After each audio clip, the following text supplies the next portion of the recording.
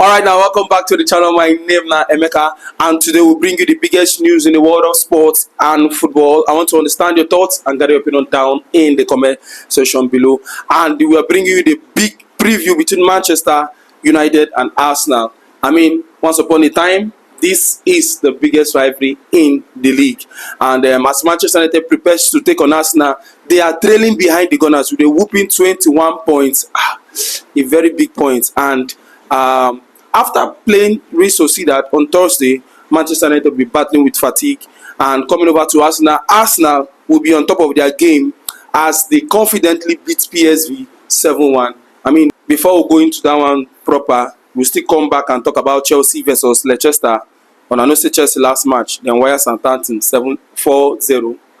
And Leicester, this is a time where relegation teams go to play like prime Barcelona.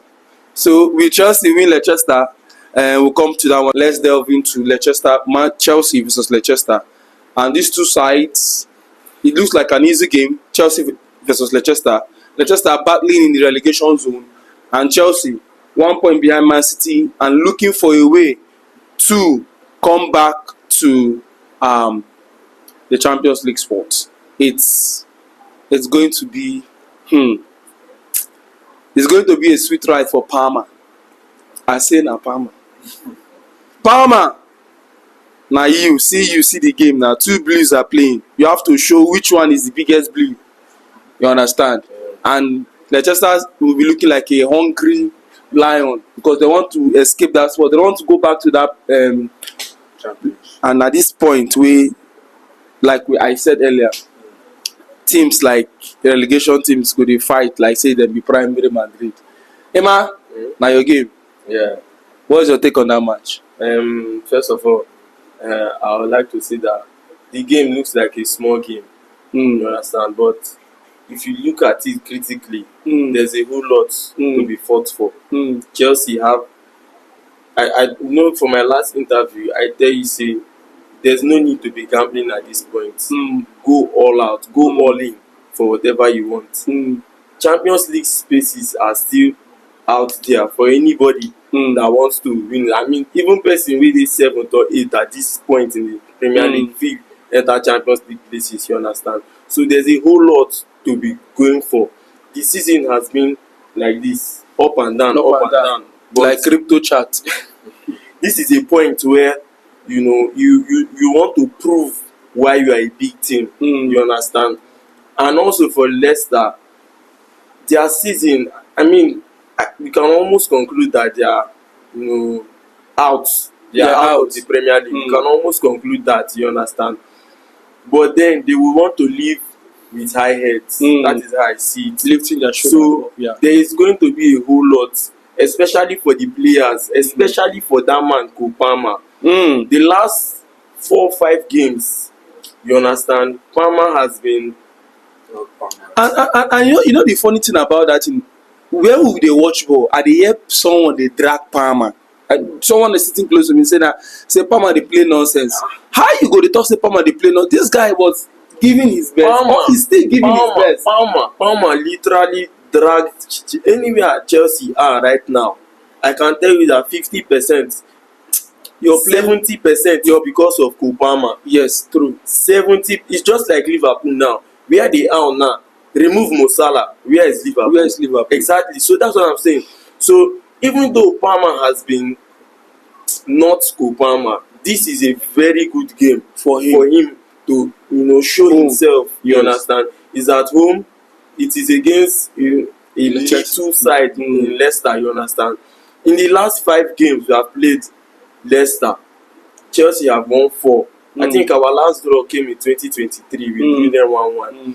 And we have a 60% chance or 75, I think from 60-65 of winning the game. So you can see that the trajectory for winning the game is on Chelsea's side. You understand? So I expect Chelsea to batter Leicester. I'm telling you, I don't anything less than 3-0. Chelsea lose the match for me. Okay, I mean, Nottingham Forest will be taking on Manchester City and Preye. If Nottingham Forest might pull a stunner, but if Man City still goes ahead to win, it means Chelsea winning Leicester on Sunday means nothing for them. I mean, since it's just 1 point difference between Man City and Chelsea wants to go. The fight for top four is on between Chelsea and Man City. And Chelsea and fans and Nottingham. I'm not tipping Nottingham. I don't know why, but Chelsea fans will be hoping Nottingham Forest takes away 2 points from today's game or 3 points. I mean, what's your take on Chelsea versus Leicester?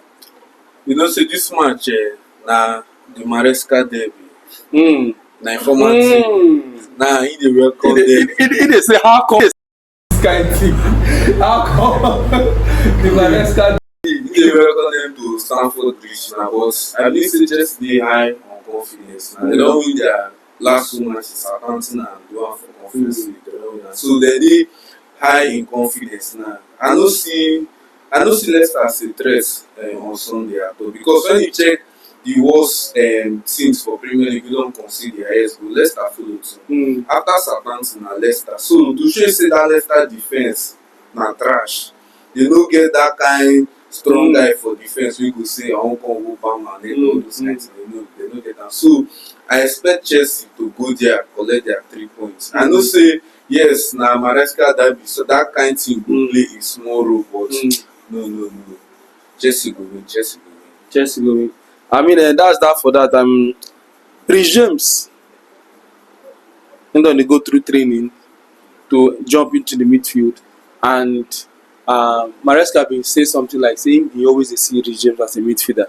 Yeah. So Reece James stepping up to that midfield, waiting is what effect will that cause? He's the captain, and he needs playing time. But we know Caicedo there, we know Enzo there. So what is going to be the trial? Palmer is there. Caicedo, Enzo, Palmer. What is Maresca trying to do? If all his teams are fit, James in the midfield will cause an imbalance for a system that has already started to work before this downfall of Chelsea. Who are you going to pair James with? I'm not saying it's proper. There was a time they tried to do the Arnold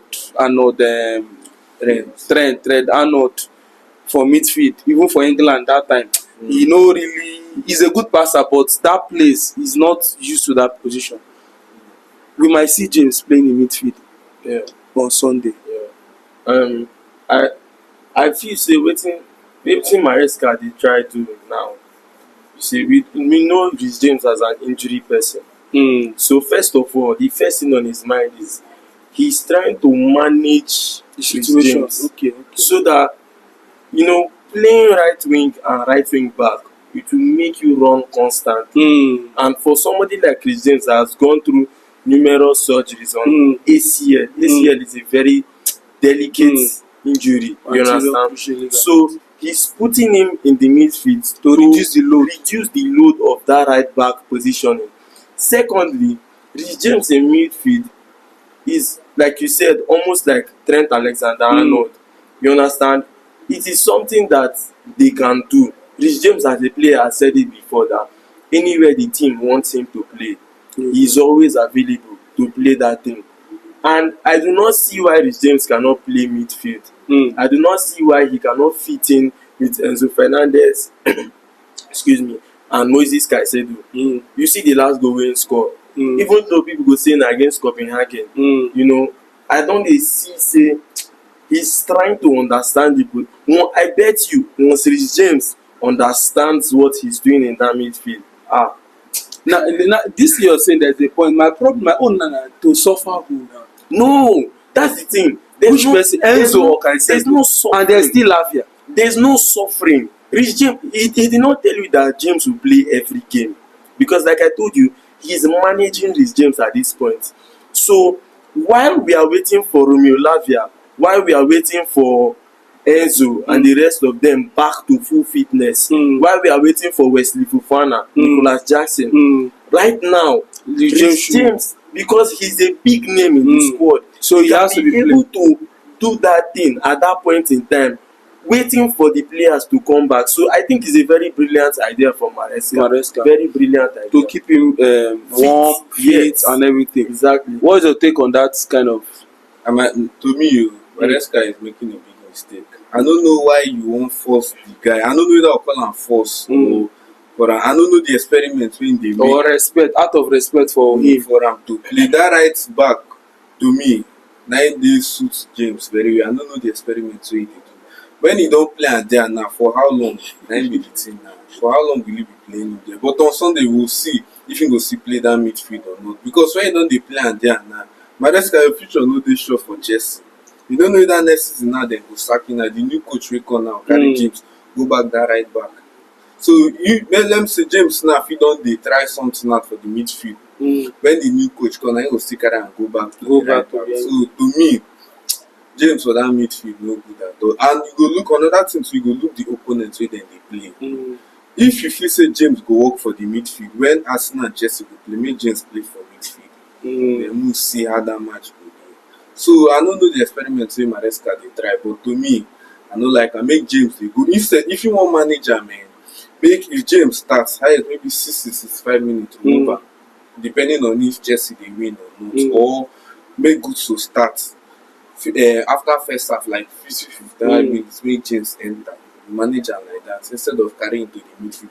No, just imagine say now, let me say everybody for the Chelsea midfield, everybody's fit now. The Lavia, Caicedo, all their midfielders dey fit now. That means you wan still play James for the midfield, and Palmer now dey play that 10 now. So who go give way now for the James to play the midfield? Is it Caicedo or Enzo? That's another angle. So to me, James for that midfield now, no for me. I prefer James for the right back. Alright, it looks like both of you had different opinions. I mean, that's why this is football, and that's why it's very, very broad and very sweet. I mean, lastly, the main man for you at Leicester, who are you seeing as the man to watch at Leicester? I will still go to Chelsea. Who are you seeing as the man to be careful for Leicester? Okay, before I tell you about that, I just want to shortly say something about what he said. Okay. Like he said, Maresca is experimenting. So probably James will play midfield. Probably he will not. It's an experimentation because he has seen that the tactics before, putting James at right back, is causing him much stress. You know, when you play footballers, you play them to their advantage. Playing James at right back, even though I'm not seeing the running and the crossing in, you understand, I'm also wanting to see James play. I told you the greatest ability of a footballer is availability. Your availability to the team is what will help us. So even if James is going to play right back and then he's not available, there's no need for James. So if he's going to play midfield and he will be available for us, we'll play the midfield. Do you understand? So he got to the point now. He got his point. So coming into Leicester, the man to watch. Let's be very honest. I'm trying to think of a player. There's Vardy there. Who? Vardy. And he's still dangerous. He did not play it against. Vardy still runs behind defenders. He didn't play it against the last 10 teams that they played, and they are currently sitting 19. No, see, if you say they are good players, yes, I will appreciate players like Jamie Vardy. There are players like Stefan Mavididi. There are players like Bonanote or something like that. You understand? Wilfred Onyiye Ndidi is there. Yannick Vestergaard also. They have a couple of good players there. Okoli in their defense. You understand? So yes, and all these people you called, you cannot think of someone that might pose a problem. Just pose a problem for Chelsea. Probably Jamie Vardy. That guy. And Stefan Mavididi, they are both of winger. Yes. So they are the man to watch. They are players that's why I say the game looks like a small game. But if you check well, no be really, because these players too, they can step up to the occasion any day, anytime.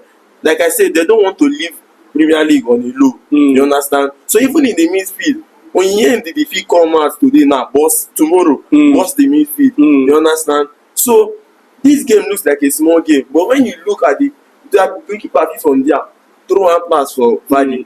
Vardy runs in between your defenders. So I feel like Jamie Vardy is a very big name. Jamie Vardy has always been a big name when it comes to games. So Jamie Vardy for me. Preye, who is the man to watch for Leicester?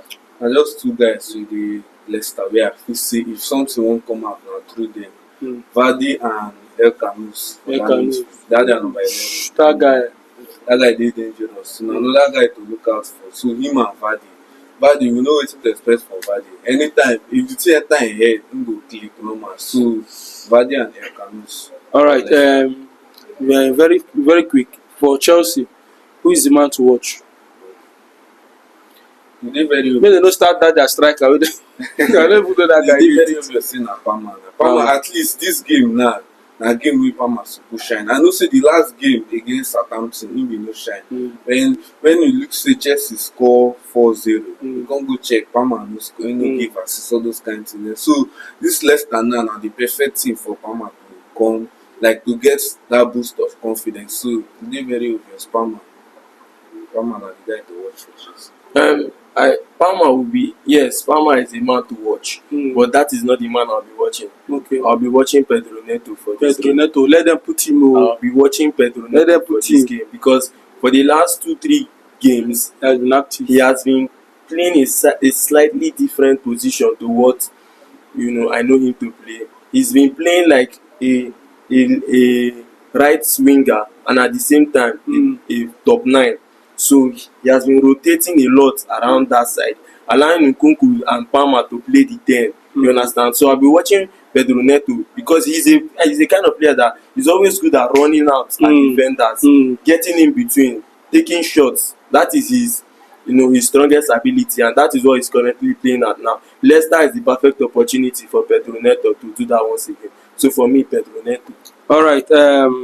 Finally, scoreline prediction: Chelsea versus Leicester. No, Chelsea go definitely win, and they go definitely concede a goal. So Chelsea to win 3-1. 3-1. For me, Chelsea to win 4-0. 4-0 again. 4-0 again. Okay. Yeah. All right. Chelsea versus Leicester.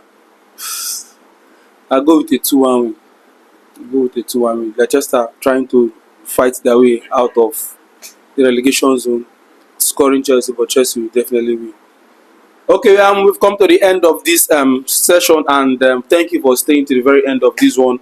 Please tell us what you think in that comment section. Like this video, share it, subscribe, help us. Abeg, help us. Help us. Like, subscribe. Abeg, like. Once you just click if anything will make you just click make them like. Yeah. Abi, share. It's free to subscribe. It's free. It won't take much time. Start with a beg. God bless you. Thank you. Not too much.